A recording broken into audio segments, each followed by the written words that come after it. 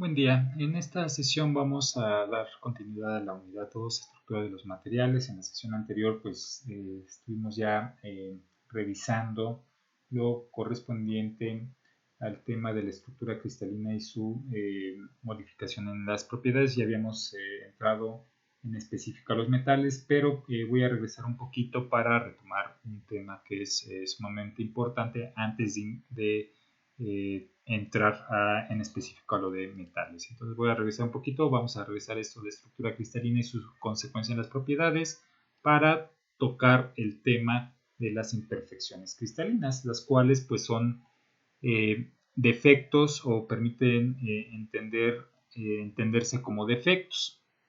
¿Por qué comento que es importante antes de ingresar o tomar o entrar al tema de los metales? Porque esto nos va a permitir entender con mayor visión ya a nivel estructural cómo son los mecanismos en las aleaciones. ¿Por qué? Porque en los metales, pues, gran variedad de los metales que conocemos, pues, son aleaciones. Entonces, es importante entender qué es lo que ocurre en el interior o a nivel atómico, a nivel estructural, a nivel de arreglo de átomos, cuando nosotros vamos a generar una aleación. Entonces, por eso es importante entender o conocer el tema relacionado a imperfecciones cristalinas. En este caso, como lo comentaba, pues se conocen como defectos o se pueden entender como defectos. Hay tres grupos los cuales pues conforman estas imperfecciones cristalinas, los cuales son los defectos puntuales, los defectos de línea y los defectos superficiales. Dentro de esta clasificación, pues existe otra clasificación como se conocen las vacancias, defectos intersticiales, defectos sustitucionales, otros defectos puntuales. También tenemos los defectos de línea, dislocaciones que están a su vez presentes en una clasificación de dislocaciones helicoidales, dislocaciones de arista y dislocaciones mixtas. Y los defectos superficiales que son los que conocemos como tamaño de grano. Entonces vamos a revisar cada uno de estos defectos o de estas imperfecciones para que quede claro lo relacionado posteriormente a metales, incluso a cerámicos. Entonces vamos a revisar estos primeros defectos puntuales que son conocidos como vacancias y que son espacios vacíos o ausencia de un átomo en una posición en la cual debería de estar presente. Aquí observamos la figura, pues observamos que hay un arreglo atómico, está pues ese arreglo periódico en la posición y en el tipo de átomos que están presentes, pero va a haber una región donde va a haber ausencia de un átomo donde debería de estar. Aquí debería de estar un átomo con sus respectivos enlaces y darle continuidad a ese ordenamiento. Pero en este no es el caso, este no es el caso. ¿Por qué o a qué se debe el que no haya un átomo en esa posición? Pues principalmente nosotros podemos pues obtener este tipo de defectos a partir de ciertos procesos que se llevan a cabo para la obtención de los diferentes materiales. En el caso de los metales, pues básicamente pues tenemos que elevar a muy altas temperaturas los elementos para llevarlos a un estado líquido y posteriormente enfriarlos para solidificarlos y obtener un estado sólido. Entonces, el proceso se basa de forma muy general, obviamente hay otras etapas que son de suma importancia, pero de forma muy general en el control de la presión atmosférica, la temperatura a la cual va a fundirse los elementos y el proceso de solidificación o de enfriamiento, el cual nos permite obtener un estado sólido. Entonces, este tipo de defectos o estas vacancias o esta ausencia de átomos en una posición en la cual debería de estar se obtiene a partir de ciertas características en el proceso de solidificación. De hecho, pues aquí en este cuadro azul lo comenta en esta parte. Muchas veces nosotros pensamos que los defectos pues, son perjudiciales, en este caso pues perjudiciales para las propiedades de los materiales, pero al contrario, hay defectos como los que estamos presentando, los que vamos a presentar en esta sesión, los cuales pueden traer ciertos beneficios o pueden mejorar significativamente las propiedades de un material. En este caso, pues las vacancias, pues sí es un ejemplo de un defecto que mejora en este caso las propiedades térmicas de un material. ¿Por qué? Porque le da estabilidad térmica, permite que se mantenga o que no se degrade el material ante la presencia de altas temperaturas, lo mantiene estable, no genera ninguna modificación en su estructura. Entonces estos espacios o estas vacancias permiten que se tenga esa estabilidad térmica. Bien, pero ¿se pudiera aprovechar de otra manera también este tipo de defectos? Sí. Nosotros sabemos que las aleaciones es la incorporación de otros elementos.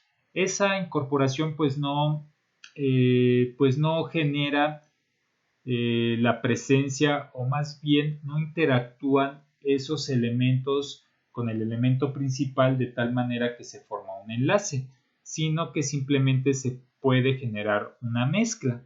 Entonces, en este caso, si no se forma un enlace, pues ¿qué ocurre con esos elementos aliantes? Pues lo que ocurre pues es lo siguiente: nosotros tenemos un elemento aliante aquí y podemos aprovechar este espacio para introducir este átomo de un elemento en específico ahí. ¿Para qué? Para que nos permita mejorar las propiedades o determinadas propiedades del material. Esas propiedades que nos interese mejorar, pues ya depende de las propiedades del átomo que nosotros queramos introducir. Entonces, este puede ser un proceso en el cual nos permita decir que podemos tener una aleación, el ocupar un espacio de las vacancias presentes en una matriz o en una red de un arreglo de átomos periódico. Y aquí es importante observar que donde iba un átomo no está. ¿Por qué? Porque pues se llevó a cabo un proceso el cual generó o evitó que se colocara aquí un átomo el cual le corresponde ir para pues darles esa continuidad a la red. Entonces ahí se supone que iba un átomo, pero a partir del proceso de solidificación pues no se presentó ese átomo en esa posición, pero se puede aprovechar para incorporar un nuevo átomo de otro tipo de elementos para mejorar alguna propiedad en específico del material que estemos trabajando. En este caso, pues en específico se presenta en metales y aleaciones. Bien, bueno, aquí también pues dice que se presenta en todos los materiales cristalinos, pero principalmente en estos, en metales y aleaciones. ¿Por qué? Porque también tenemos materiales cristalinos, principalmente pues los que conocemos como cerámicos, pero aquí principalmente se presentan en este tipo de materiales. Bien, vamos a pasar al siguiente defecto, que en este caso son defectos intersticiales. A diferencia del anterior, en este caso pues tenemos todos los átomos ahí presentes. Ahí están todos los átomos presentes. Pero ¿qué ocurre?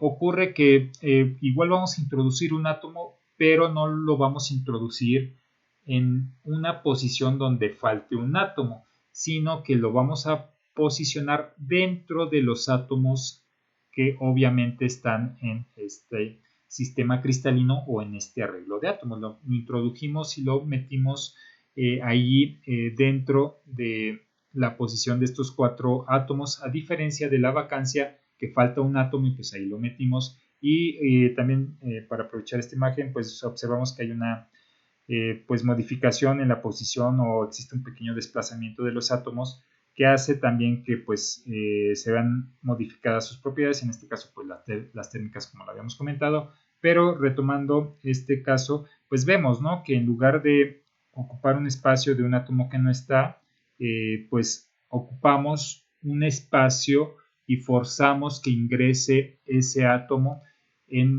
dentro o alrededor de átomos que pues están ahí correctamente ubicados. En este caso, pues, ¿qué ocurre? Pues se ve modificado pues la posición de estos átomos, que como ya habíamos comentado, pues influye directamente en la modificación de las propiedades de los materiales.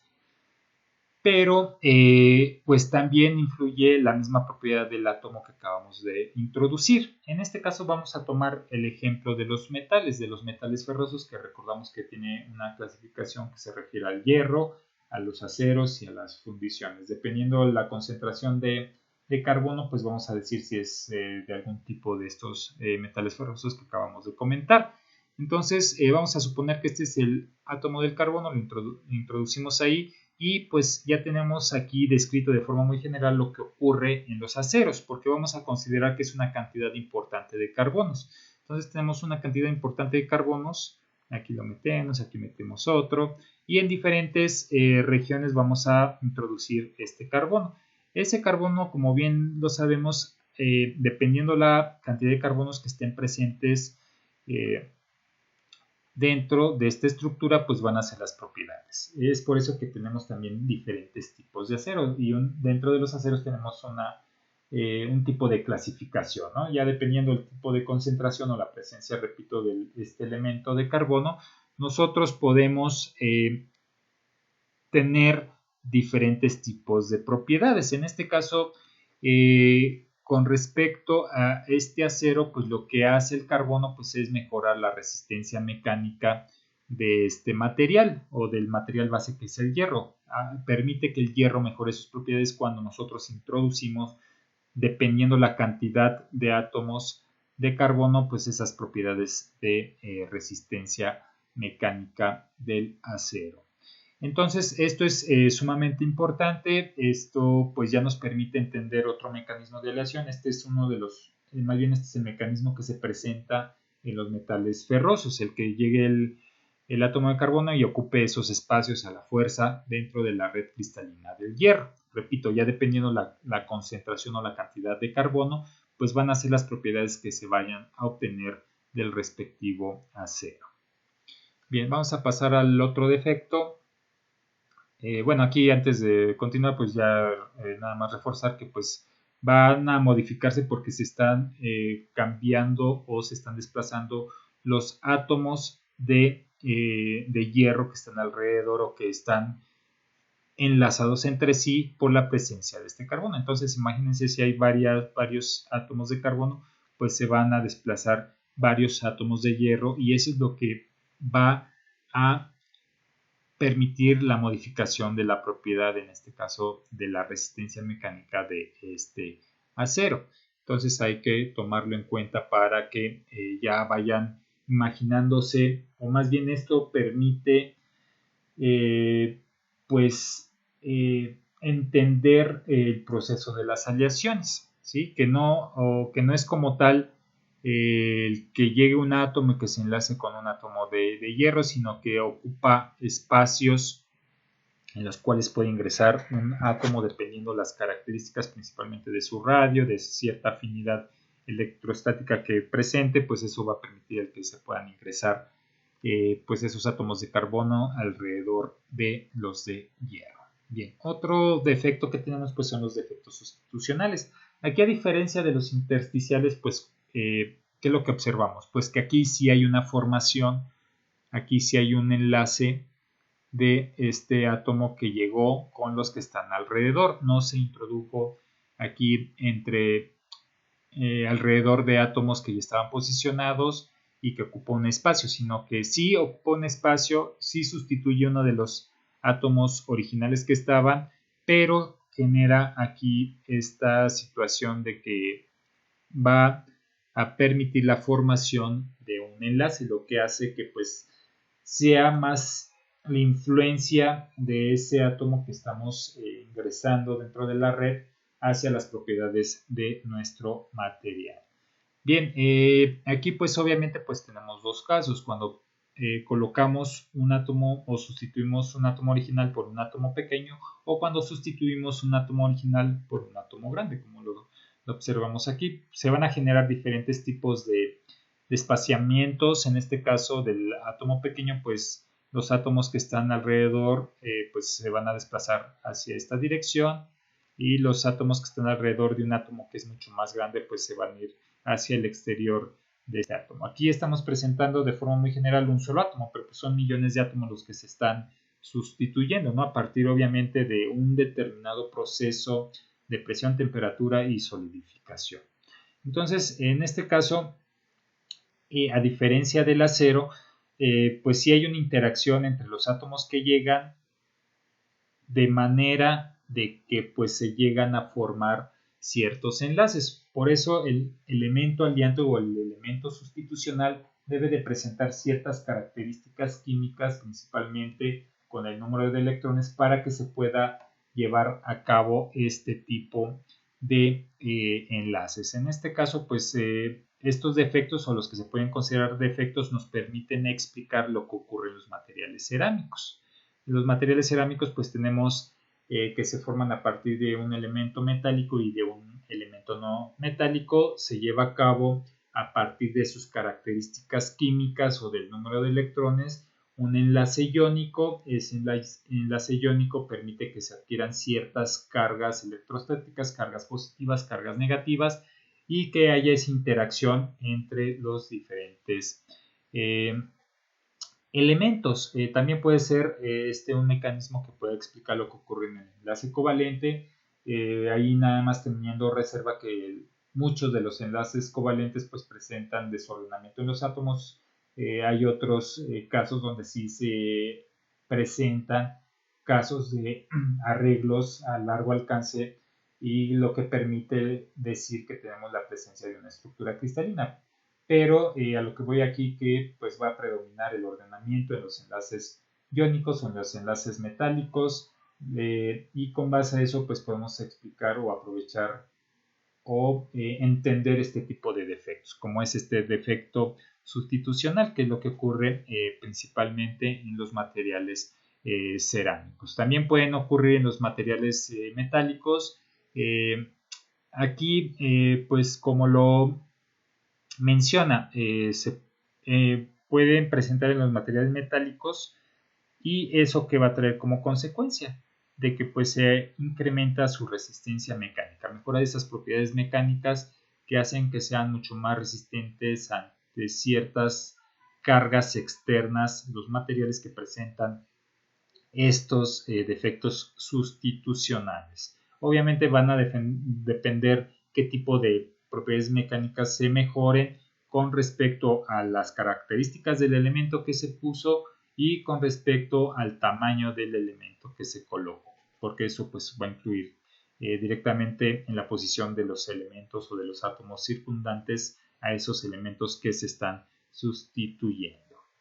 Bien, vamos a pasar al otro defecto. En este caso pues es lo que se conoce como otros defectos. Tenemos el defecto Frenkel y el defecto Schottky. Vamos a revisar primero el Frenkel. En este caso pues dice que es un par de vacancia intersticial.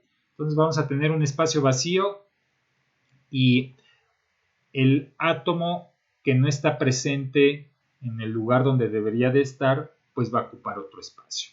¿A qué nos referimos? Aquí lo tenemos, el defecto Frenkel. Aquí inicialmente teníamos un átomo, pero por el proceso de solidificación pues no está presente, ¿sí? No está y pues deja una vacancia. Pero ese átomo que no está presente aquí pues tuvo que haber ido a algún lugar. ¿Y a qué lugar fue? Pues fue a generar un defecto intersticial. O sea, se fue a meter a la fuerza a otro lugar entre determinados tipos de átomos. Entonces esto es lo que ocurre. Lo teníamos aquí inicialmente, por el proceso se movió ese átomo y se fue a ocupar otro espacio, ingresó a la fuerza a un espacio que no le correspondía, pero pues ahí se hizo caber, ¿no? Entonces en ese caso pues ahí tenemos este defecto que se conoce como defecto Frenkel. El defecto Schottky, ¿a qué se refiere esto? Pues aquí principalmente lo que ocurre es de que va a haber una ausencia de, de átomos que están cargados con diferente polaridad. Aquí observamos, aquí inicialmente pues debía de, lo voy a poner con azul, de haber la presencia de un átomo azul grande y acá abajo uno de un átomo pequeño. Lo voy a poner con rojo. Ahí está. Y por el proceso que se lleva a cabo en el material, ya sea en el proceso de calentamiento, de presión o de solidificación, pues se desplazaron. Podemos decir que tiene carga positiva y carga negativa, como lo es de forma muy marcada en los enlaces iónicos que están presentes en los materiales cerámicos. Por alguna razón se fueron. Se fue para acá, se fue para acá. Y que tiene carga positiva se va y que tiene carga negativa se va. Entonces dejando esos espacios. Esa es la característica, que tienen que ser dos iones, y aquí lo menciona, dos iones opuestamente cargados pues van a faltar, ¿no? En un cristal iónico. Un cristal iónico pues representa ese enlace iónico que presentan los materiales cerámicos, como aquí lo menciono, ¿no? Muchos materiales cerámicos. Pero también este tipo de defectos pues van a traer pues mejoras en las propiedades de los materiales. En este caso lo que mejora pues va a ser la conductividad eléctrica en ambos casos. En ambos casos pues va a permitir que fluyan mucho mejor los electrones y pues sí es de cierta manera lógico, ¿no? Traemos un electrón o traemos los electrones de la energía eléctrica, del sistema de energía eléctrica y permite que fluyan mucho más fácil o de manera más sencilla a través de esos espacios vacíos que están dentro de la estructura. Va a permitir que sea un mejor flujo de electrones a través de esa estructura cristalina por la falta de esos espacios. Entonces, estos son los defectos puntuales, ya nos permiten entender un poquito qué ocurren con las aleaciones. Voy a regresar. Las vacancias, pues nos va a permitir introducir un elemento aliante aquí. Los defectos intersticiales, pues es meter a la fuerza un átomo en una posición donde hay espacio y donde puede caber. Los defectos puntuales, pues es dependiendo de las características químicas de un elemento, lo podemos introducir en una red con base a esas características y nos va a permitir obtener y mejorar sustancialmente las propiedades, en específico las mecánicas. Puede ser un átomo pequeño, un átomo grande, que repito, tiene esas características que permiten interacción entre los otros átomos y permite la formación de enlaces alrededor de él. Y tenemos los otros defectos que son los espacios que se dejan. En un caso, el Schottky pues es la ausencia de ese elemento cargado positivamente y cargado negativamente en un enlace, a partir de un enlace iónico que define a los materiales cerámicos. Entonces se van esos átomos y dejan esos espacios. El defecto Frenkel pues es el hecho de que tenemos un átomo y se va a otra posición, se va a otro lado que no le corresponde y entra a la fuerza a una posición que no le corresponde. Entonces son defectos que, repito, en lugar de ser afectar a las propiedades de los materiales, pues lo viene a beneficiar sustancialmente. Bien, tenemos ahora los defectos de línea. Aquí los tenemos. Uno de los primeros defectos de línea pues son los defectos o las dislocaciones que se conocen como dislocaciones helicoidales. Estas dislocaciones helicoidales pues es a partir de una fuerza cortante que se aplica y que genera un desplazamiento en la posición de los átomos. Aquí observamos si este átomo que está aquí pues tenía que ir aquí inicialmente, tenía que ir aquí inicialmente, tenía que ir aquí inicialmente, pero se generó un proceso que generara que se desplazaran estos átomos a estas posiciones. Y este desplazamiento pues generó que se desplazaran todos los átomos, como lo tenemos aquí. Inicialmente iban en esta línea, pero llegaron esos átomos que se introdujeron a la fuerza o que se desplazaron a la fuerza, generaron una representación de corte y desplazaron toda la línea de los átomos, generando un desplazamiento y generando este espacio, ¿sí? Este espacio pues se conoce como una dislocación helicoidal. Obviamente pues esto permite mejorar, como lo comentábamos y como es la intención de presentar estos defectos, pues permite el mejorar determinadas propiedades. En este caso pues mejora las propiedades con respecto a la deformación plástica, permite que sean más maleables, permite que se obtenga un mecanismo definido para determinados materiales, este tipo de defectos, ¿no? Es algo que influye directamente y que impacta directamente, como aquí lo mencionaba, en las propiedades electrónicas, ópticas y en la resistencia de los materiales. Aquí podemos tener un ejemplo, por decir, en el alambre recocido, el que usan los albañiles. Tenemos ese alambre, lo empezamos a doblar varias veces, y que notamos que se empieza a generar un incremento en la temperatura en la región donde se está doblando ese alambre. ¿Qué ocurre? Entre más lo doblamos, entre más se calienta, observamos que se vuelve más duro en ese doblez. ¿Qué es lo que está ocurriendo? Pues están generando algún tipo de efecto de línea que hace que se incrementen sustancialmente las propiedades del material. Entonces lo empiezas a doblar, no sé si lo hayan hecho en alguna ocasión, pero si tienen la oportunidad, agarren ese alambre que se conoce alambre de recocido que utilizan los albañiles, empiecen a doblar, y donde se genera ese doblez, tóquenlo y se empieza a calentar bastante. Pero ¿qué ocurre? O sea, ocurre ese fenómeno que en un momento pues es inexplicable para nosotros, pero ¿por qué si lo estoy deformando se está haciendo más duro, no?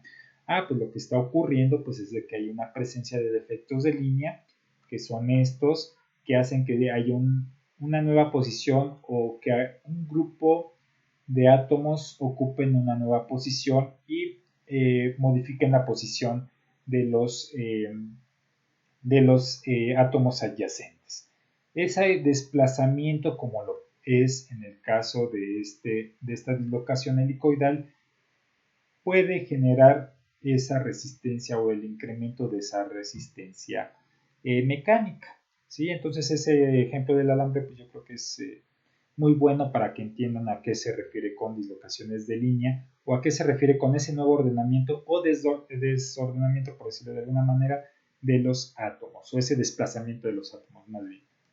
El otro defecto de línea que tenemos pues son las dislocaciones de arista. En este caso pues es de que llega un conjunto de átomos y se mete a la fuerza. Aquí se mete a la fuerza generando un nuevo ordenamiento de los átomos, pero que no, de cierta manera, no permite que se mantenga esa continuidad o esa periodicidad. Sí se obtienen ciertas características que permiten decir que tenemos un material cristalino, pero en la región adyacente a este conjunto de átomos que estamos introduciendo la fuerza, pues hay una variación, observamos si sí hay una variación importante, pero es una variación importante que permite que se mejoren las propiedades como lo habíamos comentado. En este caso, pues se mejoran las mismas propiedades o influye directamente en las propiedades electrónicas, ópticas y de resistencia en determinados materiales. ¿Sí? Ahí lo que estoy encerrando, pues es lo que mejora, ¿no? Entonces, también nos permite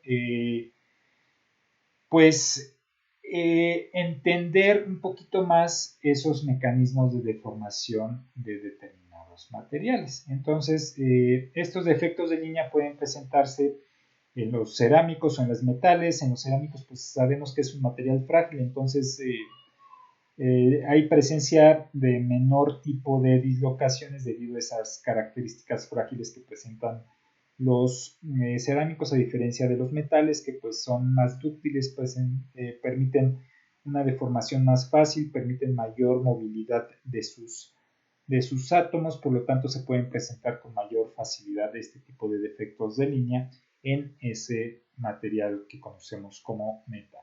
Tenemos el otro caso, que son las dislocaciones mixtas. Se puede presentar el que se introduzca de manera forzada un conjunto de átomos, como es aquí, y cambie el entorno, como se muestra en estas flechitas negras que tenemos ahí presente, el entorno de los átomos. O se puede generar ese desplazamiento de un conjunto de átomos que hace un corrimiento en todos los átomos y que también permite mejorar las propiedades como lo hacen aquí las dislocaciones de arista o los defectos de arista. Entonces, pues puede existir esa presencia de ambos tipos de defectos, los helicoidales, los defectos helicoidales y los defectos de arista.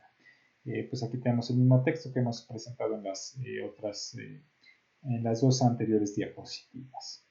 Bien, vamos con los siguientes defectos. En este caso, pues tenemos los defectos superficiales, que son los límites de grano. Aquí los límites de grano, ya lo habíamos comentado en una sesión, se refieren principalmente a cómo van creciendo los cristales. Va a llegar un punto en que no coincida el crecimiento de ese cristal y se generen ciertos límites o ciertas diferencias en la tendencia del crecimiento. Aquí lo observamos. Ahorita vamos a ver una diapositiva donde se explica mejor esto, pero observamos que aquí tenemos un conjunto de varios átomos que presentan esa periodicidad en su arreglo. Observan, pues sí, tienen periodicidad, aquí se forma la celda unitaria, que pues es una cúbica simple. Pero mira, aquí también, pero nada más que llega en otra dirección. Aquí hay una periodicidad importante de un conjunto de átomos, también se obtiene una celda unitaria, entonces pues sí es un sistema cristalino, aquí lo mismo una celda unitaria. El asunto aquí que crecen en diferentes direcciones y cuando se encuentran entre ellas pues no le pueden dar continuidad al ordenamiento porque como están en diferentes direcciones pues no hay afinidad entre esa dirección. Entonces ahí se crean estos límites, que si nosotros observamos en un microscopio, pues se ve como lo tenemos en esta figura de aquí abajo.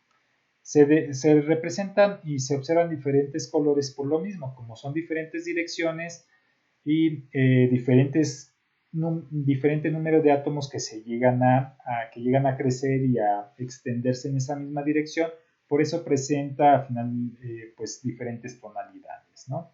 En este caso pues sí hay influencia con respecto a este tamaño de granos relacionado directamente a las propiedades mecánicas de los materiales.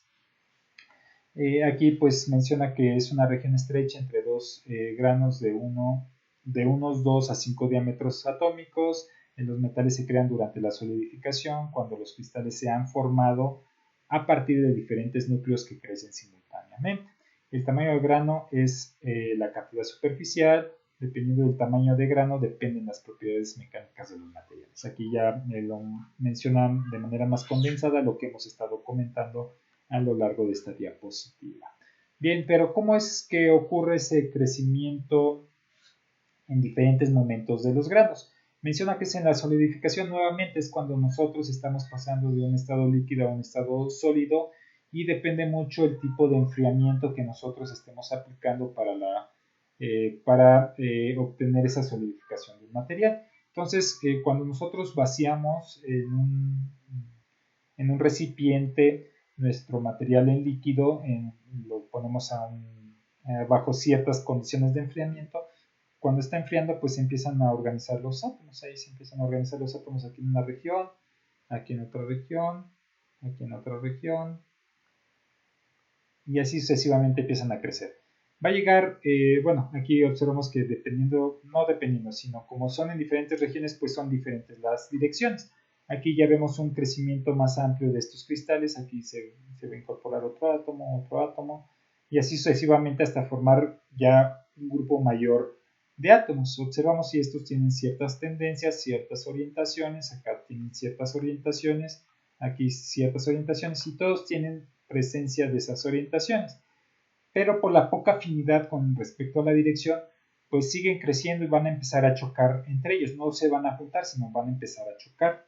No van a permitir el crecimiento continuo de esa misma dirección.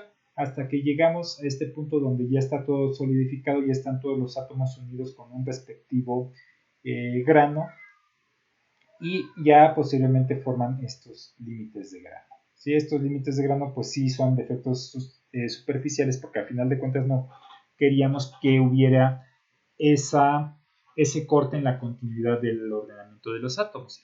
De hecho, pues sí hay materiales que se conocen como materiales monocristalinos que es cuando existe la presencia a lo largo de todo el material de una sola dirección en el ordenamiento de los átomos, a todo. Obviamente eso va a traer como consecuencia que se presente el efecto que nosotros conocemos con base a sus propiedades, a la dirección de sus propiedades de un material isomorfo que a donde midamos vamos a obtener la misma cantidad de propiedades. Entonces, muchos de estos monocristales, por esa uniformidad en sus propiedades dependiendo de la dirección, pues son ocupados en la industria aeronáutica para mantener esa estabilidad en esas propiedades. Entonces, se puede obtener a partir de procesos sumamente controlados. Ahí sí, para obtener un monocristal, pues es un proceso altamente controlado con respecto a temperaturas, presiones y sistema de enfriamiento. Incluso el molde donde tú lo enfrías debe de tener ciertas características para permitir que el enfriamiento sea sumamente controlado y se pueda obtener una sola dirección en el crecimiento de los cristales. Entonces ese proceso pues es muy caro, por eso los materiales monocristalinos pues también son caros, pero pues las ventajas pues son obvias, ¿no? Que pues las propiedades en donde las midas pues van a ser las mismas, no presenta defectos este tipo de monocristales, lo que reduce en forma importante la presencia de ciertas fallas a nivel estructural. ¿Sí? Entonces estos son los defectos de forma general que se pueden presentar en las estructuras cristalinas. Aquí lo importante es pues que se entienda de forma general estos defectos, que nos permitan entender principalmente lo que ocurre en los metales, aleaciones, bueno, dentro de los metales pues en su clasificación como metales ferrosos, no ferrosos, puros y aleaciones. ¿Sí? Estos defectos los vamos a mencionar en su momento nuevamente, pero aquí ya se tiene una idea más clara de lo que se refiere y cómo se aprovechan esos defectos para generar o aprovechar la incrustación de otros elementos en la introducción de otros elementos para mejorar las propiedades de los materiales. Bien, entonces voy a retomar nuevamente lo que nos quedamos en la sesión anterior, que fue en materiales metálicos. Ya habíamos comentado que en este tipo de materiales pues hay una presencia con tendencia a ciertas estructuras. En este caso pues es la hexagonal de empaquetamiento compacto, la cúbica centrada en las caras y la cúbica centrada en el cuerpo. Comentando y retomando lo que habíamos explicado, repito, en la sesión anterior, el por qué están tan pesados, o la mayoría de los metales son pesados, porque presentan este tipo de estructuras que lleva una cantidad importante de átomos en el interior de cada una de las celdas. Es por eso que pues es pesado, y es también por eso el porqué de las propiedades de los metales, ¿no? O de las buenas propiedades de los metales. Dentro de los metales pues tenemos esta clasificación. Vamos a ver rápidamente pues los de los materiales ferrosos. Bueno, no rápidamente, vamos a empezar con los materiales ferrosos y vamos a revisar solamente uno en esta sesión. Ya en la sesión siguiente pues vamos a revisar los restantes materiales ferrosos. Recordamos que los materiales ferrosos los conocemos así porque su elemento principal pues es el hierro. Voy a borrar estas anotaciones. Ahí está. Es el hierro, y dependiendo, bueno, no dependiendo de la cantidad de hierro, es el hierro, y nosotros podemos introducir principalmente carbono para modificar sus propiedades. Dependiendo la concentración de carbono o la cantidad de carbono que introduzcamos o que mezclemos con este hierro, pues va a ser el tipo de material ferroso que nosotros obtengamos. Tenemos el hierro, que pues básicamente es puro porque la concentración de carbono pues es muy poca, es casi inexistente, ¿no?